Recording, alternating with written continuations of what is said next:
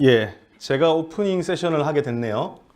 오늘 애저 데브옵스 관련돼서 굉장히 많은 좋은 얘기들을 해주실 것 같은데 저는 한 40분 가량 별로 중요하지 않은 얘기를 할 겁니다.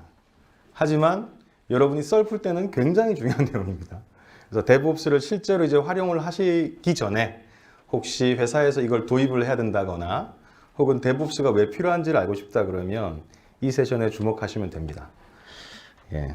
제목이 좀 그럴싸하지 않습니까? 데브옵스 혹시 나만 빼고 다 하고 있는 건가? 예, 아닌 걸로. 아까도 말씀 주셨지만 저희가 참 고민이 많았어요. 그러니까 이 애저 데브옵스 런치를 하긴 하는데 정말 어떤 분이 관심을 가지실까?도 궁금하기도 했고요. 또 많은 분들이 참석을 해주실까? 또 걱정이 많이 됐습니다. 그래서 노심초사했는데요. 그래서 제가 혹시 뭐 조금이라도 도움이 될까 싶어가지고 뜬금없는 공략을 했어요. 보신 분도 계실 것 같은데 여기 가발을 한번 써볼까 어쩔까 했는데 등록이 마감이 됐잖아요. 다 솔드아웃 됐잖아요. 그래서 아무도 보고 싶지 않으실 수 있는데 그래도 공략을 했으니까 지켜야 될 것 같아요. 제가 미리 숨겨놨어요.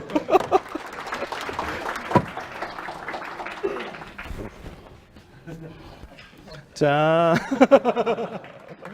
예. 이쁜가요? 예. 고통은 금세 지나갑니다. 좀만 참아주세요. 계속 쓰고해요, 벗어요. 아, 알겠습니다. 조금 뭐 누구나 알아들을 수 있는 얘기부터 좀 해볼까요? 저희가 이제 회사들 굉장히 많은 회사가 있고 큰 회사도 있고 작은 회사도 있는데 저희가 통상 이제 회사의 규모 이런 걸 얘기할 때 외국의 몇몇 뭐랄까요 사례라고 할까요? 혹은 지표들을 확인하기도 하죠. 그래서 그 중에 이제 가장 많이 회자되는 것들이 뭐 포브스 이런 게 있어요. 포춘 이런 것도 있고요, 그죠? 그래서 포춘은 뭔가 하면 회사의 수익을 기준으로 해서 숫자를 쭉 이렇게 1등부터 500등까지 매해 이제 발표를 해요. 1등이 누군지 아세요? 마이크로소프트는 아닙니다. 1등은 아마 월마트일 거예요. 월마트. 그래서 이 양반들이 한 2010년 정도에 조사한 정보를 보면 뭐 500개 업체가 쭉 리스트가 있어요. 그래서 작년 즈음에 한번 다시 살펴봤어요. 얼마나 많은 회사들이 여전히 남아있는지, 그리고 얼마나 많은 회사들이 사라졌는지. 그러니까 불과 한 18년, 그죠? 한 18년 만에 세상이 얼마나 빨리 바뀌는지를 알 수 있는 지표가 될 것 같아요. 어느 정도나 2000년도에 조사한 자료 그 리스트에 남아있던 회사들이 2018년까지 살아남았을까요? 한 80%? 70%? 예. 자료를 살펴보니까 절반밖에 남지 않았어요. 그러니까 2010년에서 불과 우리 18년, 뭐 20년 정도 쳐도 20년 만에 전 세계에서 가장 수익을 많이 올린다는 회사의 절반이 사라진 거죠. 그러니까 우리가 얼마나 세상이 빨리 변하는지가 알 수 있습니다. 또 다른 지표도 있는데요. 미국에 이제 주식 하시는 분들은 아시죠? 스탠다드 앤 푸어스 뭐 이런 회사 알 겁니다. 회사의 기업 가치를 쭉 리스트업을 하는 거죠. 거기도 뭐 전체 매출도 있고요. 대표성도 있고요. 굉장히 여러 가지가 있는데 이 스탠다드 앤 푸어스에 지금 있는 그러니까 2018년도에 현재 남아있는 회사들이 한 2026년 불과 한 8년 정도 후가 되면 아마 그 중에 절반이 대체될 거다라는 얘기를 합니다. 그러니까 우리가 2000년도에서 2018년 넘어오면서 거의 절반이 없어졌고요. 앞으로 향후 10년 이내에 또 절반 이상의 업체들이 순위가 바뀔 것처럼 보여져요. 예상이 됩니다. 그러니까 이 세상이 예전에는 뭐 회사 하나 만들어지면 정말 30년, 40년 꾸준히 그 회사를 다니는 사람도 많았고 또 그 회사가 잘 나갔는데 최근에는 보면 회사가 엄청나게 빨리 바뀌죠. 그리고 생각해 보시면 전통적으로 굉장히 잘 나가던 기업들도 불과 수년 사이에 다른 회사에 의해서 잠식당한 경우가 많습니다. 어떤 경우가 그런가요? 한번 생각해 보시면 우리나라 업체는 아니지만 예전에 그 미국에서 비디오 대여업을 하던 뭐 블록버스터 이런 회사가 있어요. 그런 회사들은 여러분 기억도 못 하시죠? 최근에 뭘로 다 대체됐죠? 넷플릭스로 싸그리 바뀌었죠. 그죠?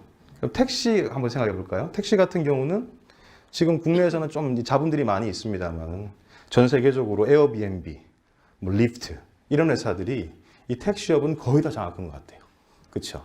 그리고 우리 SNS 대표적인 페이스북이나 트위터 등을 생각해 보면 뭐 기사의 어떤 유통이랄지 미디어 유통을 이런 SNS 업체들이 수사글이 다 갖고 간 것 같아요. 불과 몇 년 사이에 이뤄진 일입니다. 근데 그런 업체들의 특징이 뭘까요? 기존의 전통적인 기업과 비교했을 때 새롭게 우리가 뭐 넷플릭스나 에어비앤비처럼 새롭게 떠오른 기업들이 도대체 어떤 장점들이 있기 때문에 그런 걸까요? 잘 생각을 해보시면 이렇게 새롭게 부각된 업체들이 유일하게 다른 업체들과 비했을 때 가지고 있는 장점들이 있어요. 뭘까요? 기술, 특히 소프트웨어 개발이죠. 그죠? 그래서 앞으로 이제 경쟁력이 있으려면 모든 회사들은 회사 내에 소프트웨어 역량을 반드시 가져야 됩니다. 소프트웨어 개발과 관련된 역량이 없이는 더 이상 살아남을 수 없는 것이죠. 말 그대로 2026년도에는 아마 스탠다드 & 푸어스 500에서 밀려날 수도 있어요.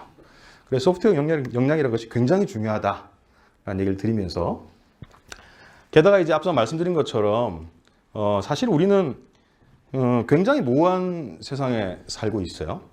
그래서 지금 이제 개발자분들 포함해서 많은 분들이 저한테 여쭤보는 게 뭘 공부해야 살아남을 수 있는 거예요? 공부 안 하겠다는 얘기는 안 하시더라고요. 뭘 공부하면 살아남을 수 있어요? 뭐 이런 얘기 굉장히 많이 하세요.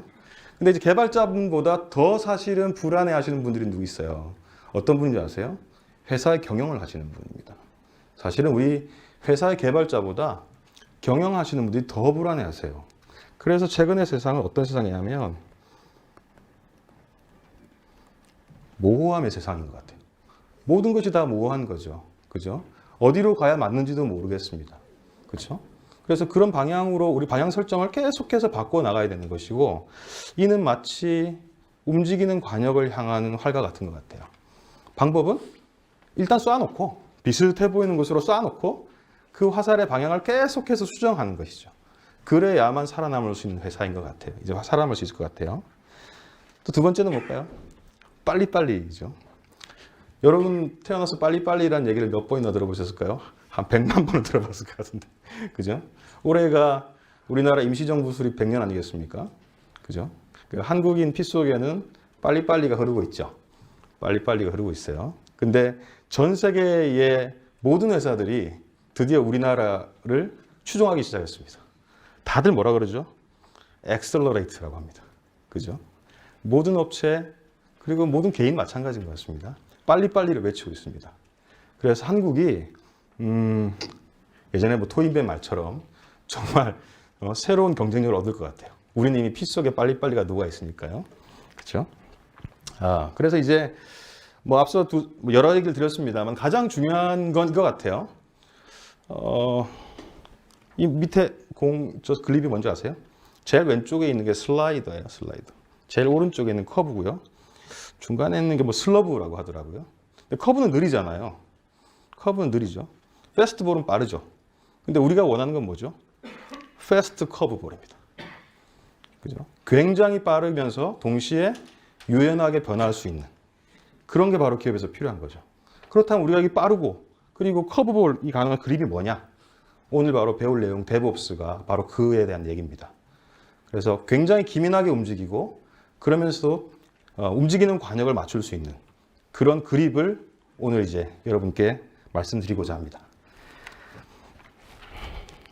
소프트웨어도 비슷한 것 같아요. 우리가 사실 예전에 광고에도 뭐 그런 게 있었습니다만은 전혀 두 개를 한꺼번에 이룰 수 없는 것들을 얘기하곤 하죠. 대표적인 건 뭐가 있을까요? 누가 그 얘기 하더라고요. 중세 시대의 사람들은 두 가지 철학의 가치를 갖고 있었다. 그래요. 첫 번째 철학의 가치는 뭐냐면 기사도죠. 그리고 두 번째 가치는 뭐냐면 기독교입니다. 그죠? 그래서 낮에는 교회를 가서 기도를 합니다. 오른쪽 뺨을 맞거든 왼쪽 뺨을 내어놓아라. 하지만 저녁에 오면 어떻게 되죠? 나의 명예를 더럽힌 차 목숨을 바쳐라. 이렇게 얘기하죠. 그죠? 굉장히 이제 상반된 두 개의 가치입니다. 현대는 어떤가요? 현대도 마찬가지인 것 같아요. 우린 자유란 가치를 숭상하고 평등이란 가치를 숭상하죠. 근데 사실 생각해보면 둘은 굉장히 모순적이잖아요. 모든 사람의 자유를 허락하면 평등은 깨질 수 있죠. 그렇죠? 뭐 기업도 마찬가지입니다. 소프트웨어 같은 경우들은 패러독스가 있습니다. 뭘까요? 하나는 뭐냐면 빨리 새로운 기술을 출시해야 된다라는 거죠. 두 번째 가치는 뭔가요? 안정적으로 소프트웨어를 출시해야 된다. 두 가지의 패러독스죠. 그죠? 최근에는 어떤가요? 근데 이 혁신과 신뢰라는 두 개의 어떤 축 중에 혁신 쪽에 좀 더 포커스가 맞추어져 있는 것 같아요. 그래서 굉장히 빠른 속도로 소프트웨어를 출시해야지만 살아남는다라는 얘기를 많이 하죠. 그래서 소프트웨어 출시를 좀 가속화해야 되는데 소프트웨어 출시가 느리다는 것은 무슨 의미일까? 우리가 조금 더 세부적으로 살펴볼 필요는 있을 것 같아요. 그죠? 세부적으로 살펴보면 뭐가 있을까요? 첫 번째가 뭘까요? 배포 주기가 길다는 거죠. 소프트웨어를 우리가 새롭게 출시하는데 너무 많은 시간이 걸린다. 여러분 이제 여기 개발자분들 많이 오셨죠? 그죠? 예, 많이 오셨을 텐데 여러분이 소스 코드 리포에다가 체크인을 하고 그 체크인한 소스가 최종 사용자에게 쓰일 때까지 어느 정도 시간이 걸리세요? 여러분이 체크인하고 오늘 밤에? 내일? 일주일? 전 세계적으로 따져보면 이게 대충 6주 정도 걸린다 그래요. 여러분이 소프트웨어를 체크인하고 그것이 막 테스트도 되고 배포 테스트도 되고 로드 테스트도 하고 많은 테스트를 거치겠죠. 기능적인 테스트도 하고요. 그리고 나서 최종 사용자들한테 도달할 때까지 약 6주 정도가 걸린다 그래요. 엄청 느리죠. 엄청 느리죠. 우리 회사는 한 3주 만에 하는데 그런 분도 계시죠? 야근하잖아요. 그죠? 우리 회사 1주 만에 하는데 그런 분도 계실 것 같아요. 그죠? 테스트 안 하잖아요. 그죠? 어쨌든 뭐 평균적으로 한 6주 정도 걸린다고 해요. 그리고 개선하려면 굉장히 오래 걸리죠. 뭔가 새로운 사용자의 요청이 있어가지고 그걸 우리 플래닝하고 다시 개발하고 다시 업데이트하는데 굉장히 시간이 걸린다. 이것이 이제 소프트웨어가 출시가 느린 이유 중에 하나고요. 또 그 다음 뭔가요? 복구 시간이 길다는 거죠. 만약에 버그가 있었어요. 근데 그걸 내가 수정하려면 여러분 회사는 얼마나 걸릴까요? 굉장히 보통 오랜 시간이 걸립니다. 그죠? 그리고 마지막으로 고쳤더니 버그가 너무 많은 거예요. 예. 그래서 소프트웨어를 쉽게 빨리빨리 디플로이 하지 못하는 것이죠. 그래서 소프트웨어 출시가 왜 이렇게 느리냐 한번 살펴보자. 그래서 물어봤어요. 근데 굉장히 개발자 친화적인 분들이 몇 가지 얘기를 해주셨어요. 아마 여러분 회사도 이런 경우가 있을 것 같은데요. 일단 개발팀이 한 번에 너무 많은 일을 해요. 프로젝트를 한 5개씩 하는 거죠. 그런 분 계시죠? 예, 두 번째는 우리 개발팀은 물론 개발과 상관이 있겠지만 너무 새로운 아이디어에 대해서 얘기를 많이 하는 거예요. 그래서 전체 개발 속도가 조금 지연되는 경우도 있는 것 같습니다. 그리고 조금 화살을 이제 바깥으로 돌려보면 개발팀을 일이 끝나도록 놔두질 않는 거죠. 계속해서 새로운 일을 시킵니다. 그래서 좀 느린 것 같기도 해요. 그리고 처음부터 애초에 이건 우리 회사가 감당할 수 없는 정도의 규모이거나 감당할 수 없는 내용이었던 뭐 그런 경우도 있을 것 같아요. 그리고 개발팀의 팀원들을 개발이 아닌 다른 일을 자꾸 시키는 거죠. 그죠? 예전에는 뭐 모르겠습니다만 최근에 이런 경우가 많이 있는 것 같아요. 근데 이제 요거는 그냥 인터넷에 떠도는 이제 썰이고요. 실제 요것들을 자세히 살펴보면 한 4-5가지 정도의 요인들로 귀결됩니다. 첫 번째는 뭐냐면 요구사항의 변화죠. 요구사항의 변화는 어쩔 수가 없는 것 같아요. 아까 말씀드린 것처럼 우리는 계속해서 변화해 나가야 되고 움직이는 관역을 쫓아야 되기 때문에 요구사항이 변하는 것 자체는 어떻게 해볼 수가 없을 것 같아요. 그렇죠?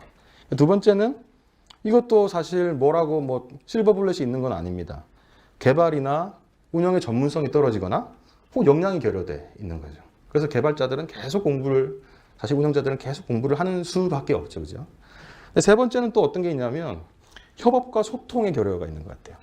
회사 내에 보면 개발팀도 있고 운영팀도 있고 QA팀도 있고 굉장히 많은 부서와 팀들이 있는데 그들 사이 협업과 소통이 굉장히 중요한 걸 알고 있지만 잘 되지 않기 때문에 이 소프트웨어 출시가 느려지는 건 아닌가 싶습니다. 그리고 마지막으로 네 번째는 자동화된 과정, 절차, 체계 혹은 시스템 등이 회사 내에 없기 때문에 소프트웨어 출시가 느려지는 것도 같습니다. 대충 이해가 되시죠? 그죠? 소프트웨어의 출시가 느려지는 배경을 보면 우리가 한 3가지 필러로 쪼개볼 수가 있는데요. 첫 번째는 문화입니다. 문화라 그러면 좀 어떻게 생각하실지 모르겠는데 뭐 이걸 가치관이라고 말씀하시는 분도 계시고, 혹은 문화라고도 얘기하고요. 혹은 이제 여러분 중에 그런 말씀 하시는 분 계실 텐데, 개념이라고 말하는 분도 계세요. 저는 대학교 때 혹은 뭐 회사 입사하고 얼마 안 돼가지고 이런 얘기 되게 많이 들었습니다. 아, 이놈 개념이 없네. 이놈 왜 이렇게 개념이 없지? 여러분 한 번쯤 하셨을 것 같기도 하고 한 번쯤 들어보셨을 것 같아요. 그죠? 근데 개념이 없네 이 말은 사실 따지고 보면 뭔가요? 우리 회사의 절차, 방법, 생각하는 방식 이런 것들을 잘 모르네 라고 그죠? 말씀하신 거죠. 그래서 그걸 우린 통틀어서 문화라고 볼 수 있을 것 같아요. 굉장히 중요한 얘기입니다. 소프트웨어를 개발할 때 여러분들 어느 순간 자신과 타협하는 경우가 있죠. 그 타협의 지점이 바로 개발자의 문화인 거죠. 나는 절대로 이 상태로는 체크하지 못해. 약간의 곤조. 이런 것들도 개발자의 문화 중에 하나라고 보여져요. 우리 회사는 모르겠고 그냥 출시만 하면 돼. 그런 문화를 가진 회사는 아무래도 코드의 퀄리티가 떨어질 수밖에 없겠죠. 그래서 개발자하고 운영자들이 가지는 내가 어느 정도 수준까지는 퀄리티를 유지해야겠다. 혹은 내가 이 절차를 한다면 반드시 이걸 해야겠다. 이런 것들이 결국은 운영자와 개발자들이 가지는 문화의 잣대라고 저는 생각을 합니다. 그래서 문화가 굉장히 중요하다 드리고요. 두 번째는 과정과 절차죠. 개발자가 개발을 하고 나서 그 다음 내가 반드시 나는 적어도 로컬에서 테스트를 해보고 로드 테스트를 한 다음에 출시를 할 거야. 혹은 그냥 나는 운영 서버에 붙어가지고 그냥 소스 날려버리면 돼. 그죠? 근데 회사 내에 그런 절차, 체계화된 절차가 있느냐는 굉장히 중요한 얘기인 것 같아요. 분명히 개선 포인트라고 볼 수 있을 것 같습니다. 세 번째는 도구입니다. 그래서 이 문화적인 것과 과정과 절차를 회사 내에서 정립하는 과정에서 도움을 줄 수 있는 도구들이 있다는 거죠. 그래서 우리 요즘 얘기 많이 되는 게 뭔가요? 데브옵스잖아요. 그죠? 데브옵스. 데브옵스는 뭐 사실 말의 원천을 따져 가보면 디벨로퍼와 오퍼레이터가 협업하는 거다라고 얘기를 하지만 실제 이 데브옵스가 얘기하고 있는 것은 앞서 말씀드린 세 가지 문화, 절차적인 체계, 도구 그 전체를 다 아우르는 말 같아요. 우리가 소프트웨어를 출시하는 과정들이 통상적으로 보면 여기 나와 있듯이 계획하고 만들고 확인하고 패키지하고 배포하고 구성 바꾸고 그리고 소프트웨어들을 어떻게 쓰고 있는지를 모니터링하는 이런 절차들의 반복이거든요. 이 데브옵스라는 것은 결국은 이 플랜부터 사실은 이 모니터링까지 이런 이 과정들을 가속화하자는 거죠. 데브옵스를 통해서 더 빨리 하자는 겁니다. 더 빨리. 굉장히 빨리 하자는 것이 이 데브옵스가 가지고 있는 가치고요. 그리고 단순히 데브옵스가 디벨로퍼와 오퍼레이터 사이의 커뮤니케이션 수준이 아니고 개발 전반에 걸친 문화적인 특성 그리고 과정과 절차의 특성 그리고 마지막으로 도구의 특성들을 다 가지고 있는 것을 데브옵스다라고 해석하시는 것이 맞는 것 같아요.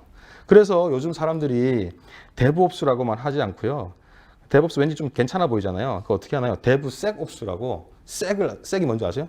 시큐리티입니다.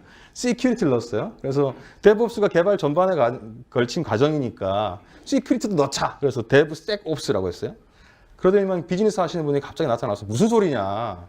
개발과 운영 아니라 그거 말고 비즈니스도 알아야 된다. 그래서 뭐라고 했어요? 데브섹옵스 비즈라고 했어요. 그래서 뭐 막 붙이는 거죠, 자꾸. 그러니까 이제 개발자들은 정리하기 좋아하니까 됐어. 데브스탑옵스로 바꿀 거야. 스타 안에는 다 들어가는 거잖아요. 그죠? 뭐 이렇게 부르기도 합니다. 그 외에 데브옵스 외에 뭐 아키옵스, 데이터옵스, 윈옵스 등등의 뭐 파생된 말들이 많지만 사실 가장 중요한 건 뭘까요? 이 데브옵스가 주는 가치는 결국은 소프트웨어 개발 전반에 걸친 모든 과정들을 좀 더 빠르게 가속화하자는 측면이 바로 이 데브옵스의 내용이고 또 하고자 하는 바인 것이죠. 그래서 이제 개발과 운영과 출시, 개발 출시 운영 이 과정들을 좀 가속화하는 그 모든 과정들을 이 데브옵스라고 말씀드릴 수 있을 것 같습니다. 예. 그래서 이제 그러면 데브옵스라는 게 우리가 대충 뭔지는 알았어요. 그럼 데브옵스를 도입을 하면 뭐가 얼마나 좋아지는가 한번 보죠. 제가 아까 요 네 가지 말씀드렸잖아요. 배포 주기 길고 개선하려면 오래 걸리고 복구 시간 길고 변경 실패율이 높고 데브옵스를 굉장히 잘 도입한 회사의 경우 배포 주기가 46배 정도 빨라진다 그래요. 상상이 잘 안 되죠. 46배가 어느 정도인가요? 제가 아까 6주 정도라고 말씀드렸잖아요. 통상적인 업체들이 배포하는데 그러면 6주면은 6, 7, 40이니까 42일이죠. 그러면 대충 잡아도 하루에 한 번씩은 배포할 수 있다는 거잖아요. 그죠? 굉장한 거예요. 굉장한 겁니다. 개선 속도가 440배 빨라진다고 합니다. 엄청나게 빠르죠. 복구 시간이 96배 빨라진대요. 우리가 배포를 하고 나서 버그가 생겼어요. 아, 안 되겠어. 원복하자라고 했을 때 6주 정도를 배포 시간으로 기준을 잡아보면 96배 빨라진다는 것은 대충 반나절이면 문제상을 극복할 수 있다는 얘기입니다.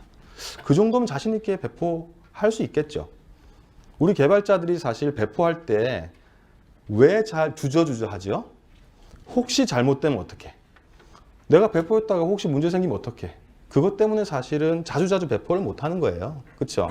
근데 배포해 놓고 문제가 생겼을 때 손쉽게 롤백 한다 그러면 좀 더 자신 있게 배포하실 수 있겠죠. 그죠? 데브옵스가 바로 여러분에게 주는 힘인 것 같습니다. 그리고 비즈니스적으로도요.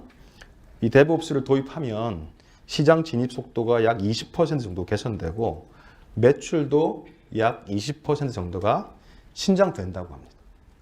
예, 굉장한 거죠. 그래서 그러면 도대체 데브옵스가 뭐야? 아직까지 제가 말씀을 안 드렸으니까.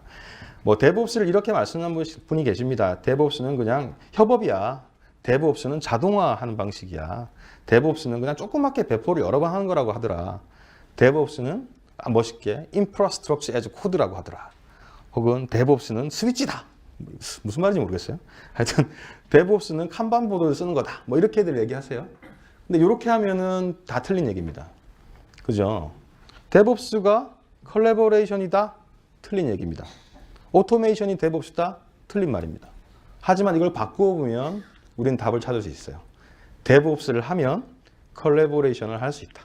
그죠? 데브옵스를 하면 오토메이션을 할 수 있다. 이렇게 바꾸어 보면 다 맞는 말인 것 같아요. 몇몇 회사들이 데브옵스를 어떻게 정의하는지 봤습니다. 그래서 AWS 같은 경우는 뭐 이렇게 얘기합니다. 제가 빨간 줄 쳐놨죠. 그래서 보면 여기 뭐 철학이라는 얘기도 있고요. 뭐 사례, 도구, 아까 말씀드린 내용 다 나오는 것 같아요. 그리고 뭐 때문에 하느냐? 굉장히 빠른 속도로, high velocity, 굉장히 빠른 속도로 빠르게 소프트웨어를 개발하고 배포하는 것이다. 왜 하느냐?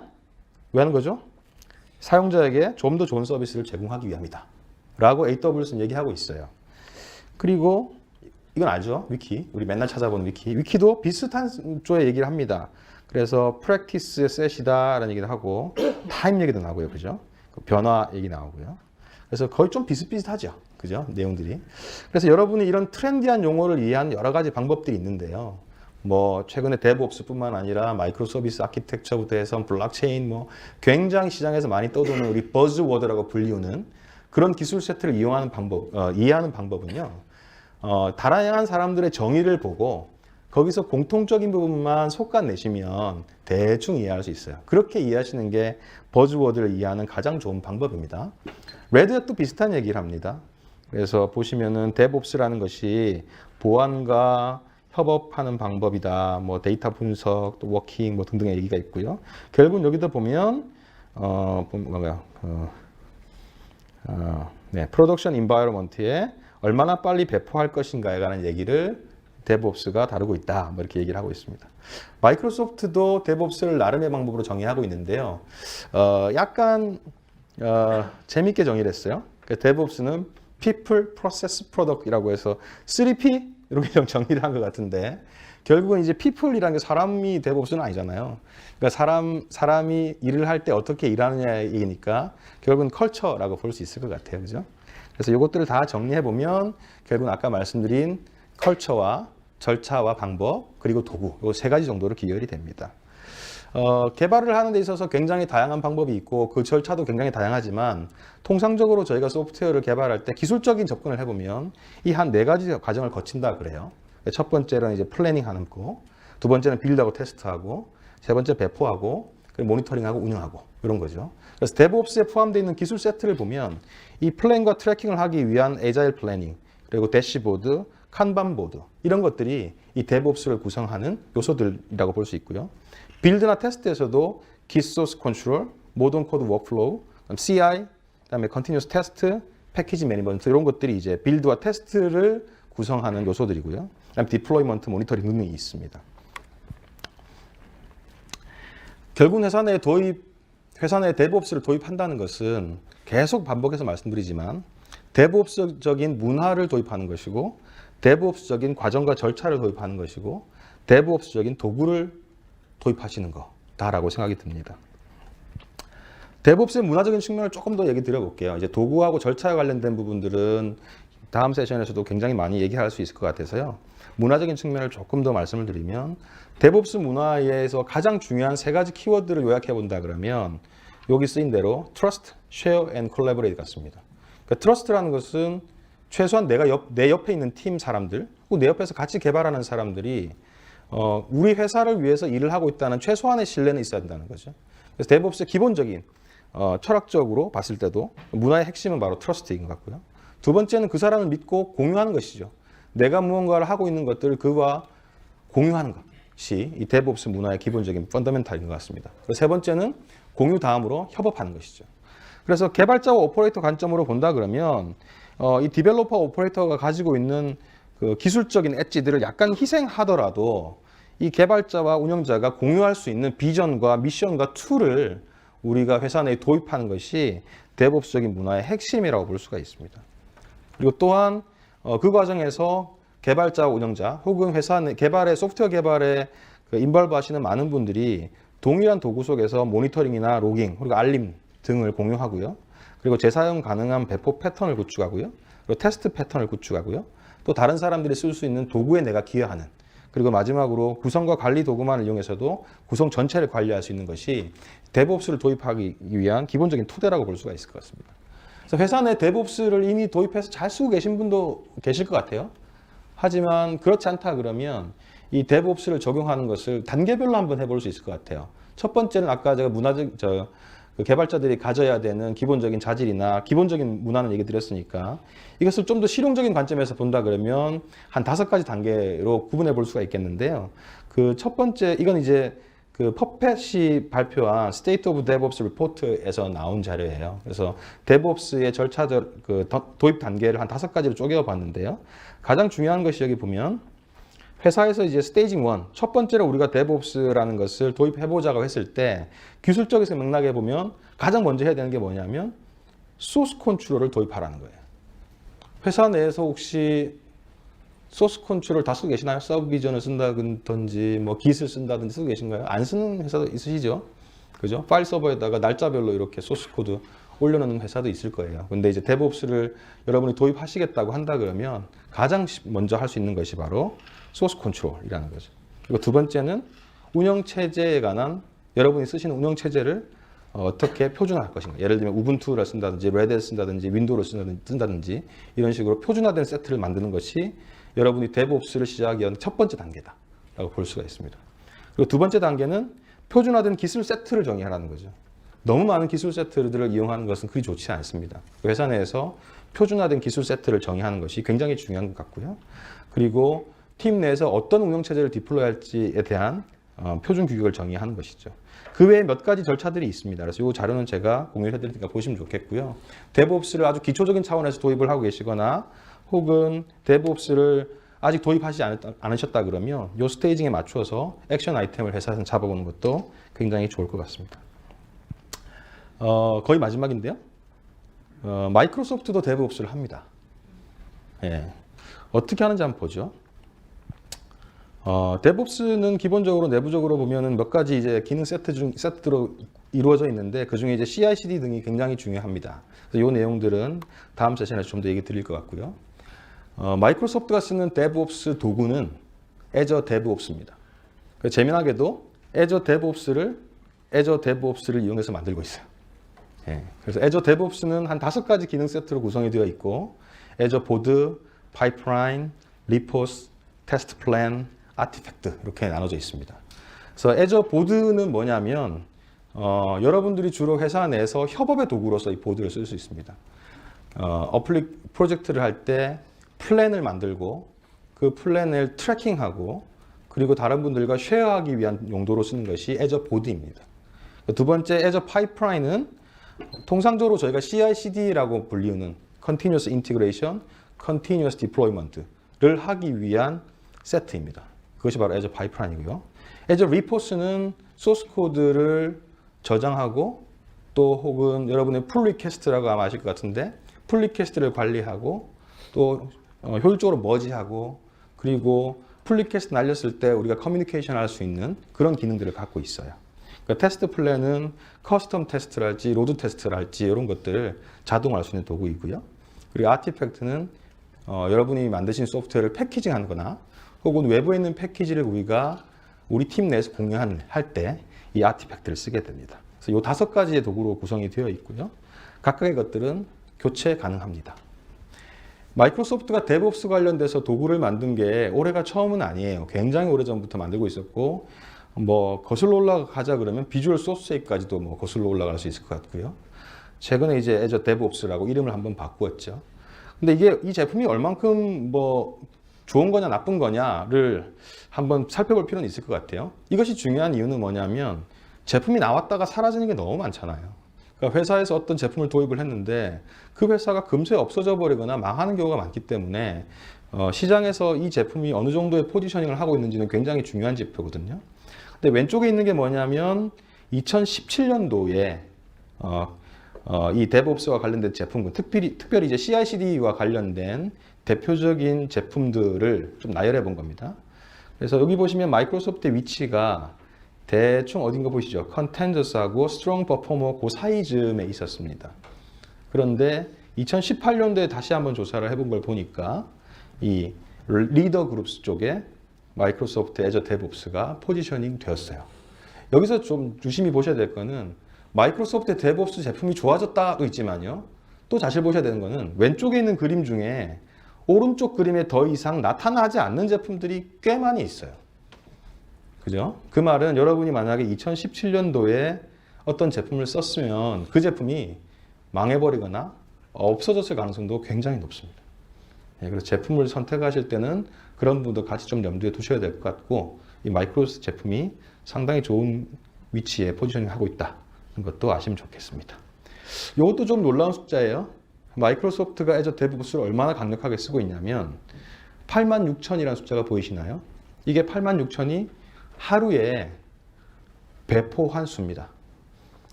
하루가 몇 초 정도 될 것 같으세요? 하루가 86,400초예요. 24 곱하기 60 곱하기 60 해보면 86,400초입니다. 그럼 마이크로소프트는 이 애저 데브옵스를 통해서요 1초에 한 번씩 소프트웨어를 배포하고 있어요. 얼마나 많은 배포가 일어난지 아시겠죠? 그리고 무려 회사 내에 96,000명의 마이크로소프트 직원이 이 데브옵스를 이용을 하고 있습니다. 여러분도 이제 애저 데브옵스를 쓰면 이 정도는 할 수 있다는 거죠. 예, 살짝 데모를 보여드릴 건데요. 제가 시간이 그렇게 많지가 않아서 살짝만 보여드릴게요.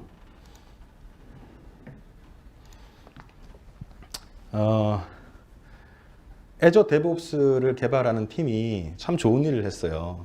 그러니까 자기 팀이 쓰고 있는 애저 데브옵스 환경 있잖아요. 이걸 다 공유를 했어요. 그래서 여러분도 보실 수 있는데요. 제가 좀 보여드릴게요. 이게 바로 애저 데브옵스 팀이 자기 애저 데브옵스 제품을 개발하는 과정에서 쓰고 있는 대시보드입니다. 대시보드. 아까 대시보드가 뭐 하는 거랬죠? 플래닝하고 트래킹하고 공유하기 위한 거라 그랬죠. 여기 보시면 조금 볼까요? 팀 멤버들이 이렇게 있고요. 그리고 이 링크를 통해서 칸반보드나 백로그에 볼 수 있고요. 액티브 버그가 얼마나 있는지 알 수 있고요. 이것들이 우선순위를 대충 알 수 있고요. 그리고 밑에 보시면 풀 리퀘스트가 어떻게 일어나는지도 알 수 있고요. 그리고 벨로시티, 실제로 플래닝 되고 그것들이 구현되는 속도 등을 이 스프린트별로 다 확인을 해 보실 수도 있어요. 그리고 여기 보시면 이게 뭐죠? 칸반보드입니다. 그죠? 칸반보드에서 어떤 게 플래닝 되어 있고 이번 스프린트에서 우리가 어떤 걸 수행할지 이런 내용들을 살펴보실 수 있어요. 그리고 뭐 사진을 지나가는데 찍으셨어요? 다시 찍으세요. 네. 찍으라면 못 찍죠. 다음에 꼭 찍으세요. 이게 이제 풀 리퀘스트 날리고 나서 우리가 어떤 사람이 지금 풀 리퀘스트를 요청을 했어요. 그죠? 만든 다음에 팀 사람들이 커뮤니케이션을 해요. 소스 코드가 어떻게 바뀌었고요. 어떻게 바꾼 게 좋을 것 같고요. 좋아. 잘했어. 얘기해주고 가장 마지막에 머지하는 것까지 풀 리퀘스트 머지를 하는 것까지를 트래킹할 수 있죠. 그래서 여러분 이제 GitHub 써보신 분은 이미 알고 계실 것 같은데 GitHub와 유사한 형태의 환경들을 제공을 해주기도 합니다. 그리고 예, 요거는 이제 빌드 파이프라인인데요. 앞으로 계속 다음 세션에서 계속 보시게 될 텐데 빌드를 어떻게 진행하고 배포하는지에 관한 내용들을 이렇게 보실 수도 있고요. 릴리즈 파이프라인입니다. 애저 데브옵스가 글로벌하게 전 세계에 굉장히 많은 데이터 센터에 배포되잖아요. 다 자동으로 합니다. 어떻게 하냐? 이런 파이프라인을 만들어요. 예, 릴리즈 파이프라인 만들어서 자 빌드하고 배포하고 테스트하고 자, 여기 빌드 됐어. 그러면 한국에 배포하고 여기 미국 배포하고 등등을 이렇게 절차를 만들어서 배포를 하고 있는 것이죠. 이거 그냥 데모하기 위해서 만든 게 아니고 실제 애저 데브옵스 팀이 하고 있는 것들을 보여드린 거예요. 그래서 여러분들도 이렇게 할 수 있다는 것을 말씀드립니다. 그리고 오늘 아마 어떻게 만들면 되는지에 대해서도 얘기해 주실 것 같아요. 데브옵스 별로 비싸지 않습니다. 그 애저 데브옵스 서비스라는 것은 클라우드에서 돌아가는 제품이에요. 여러분이 혹시 오픈소스 프로젝트를 하고 계시다. 그러면 무료로 쓸 수 있습니다. 그리고 우리 회사의 개발팀의 팀원이 한 5명 정도밖에 되지 않는 소규모 팀이다. 애저 데브옵스 서비스 무료로 쓸 수 있습니다. 근데 우리 회사는 개발인은 좀 많아요. 그러면 대충 사용자 한 10명 정도가 쓴다 그러면 월 33,000원 정도밖에 되지 않습니다. 그리고 사람들이 추가되면 조금씩 느는데 제가 대충 계산해 보니까 1인당 한 6만 원? 6만 원이 6,000원. 1인당. 개발자 1인당 약 6,000원 꼴입니다. 6,000원 꼴이면 뭐 그렇게 비싼 것 같진 않아요. 빌드 시간도 많이 제공해 주고요. 두 번째는 우리 회사는 보안이 너무 특별해서 클라우드에서 호스팅 되는 제품 쓸 수 없어. 그런 분도 계실 거예요. 그런 분들은 애저 데브옵스 서버를 쓸 수 있습니다. 요거는 클라우드에서 운영되는 애저 데브옵스 서비스를 여러분 회사의 호스팅 환경에서 호스팅에 쓰실 수 있어요. 그래서 TFS 예전에 써보신 분은 아마 아실 텐데 애저 데브옵스 서버를 여러분 회사에 두고 똑같이 기능을 쓰실 수가 있습니다.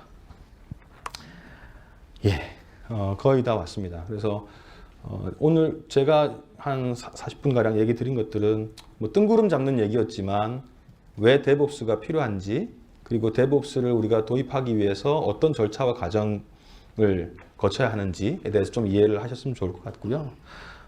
돌아가셔서 여러분이 기억하셔야 될 사이트가 있다면 요거 하나입니다. dev.azure.com 예, dev.azure.com 제가 잠깐 들어가 보면 오늘 뭐 드린 이 자료들은 아마 나중에 이메일로 다 공유가 되겠지만 애저 데브옵스가 어떻게 돌아가고 어떤 제품으로 구성되어 있고 각각들을 어떻게 쓸 수 있는지에 관한 내용을 살펴보시려면 dev.azure.com 가보시면 이 페이지로 가거든요. 그래서 내용을 살펴보고 선택을 해서 세부적인 기술적인 사항들을 살펴보실 수 있고 스타트 프리 해서 써보실 수도 있습니다.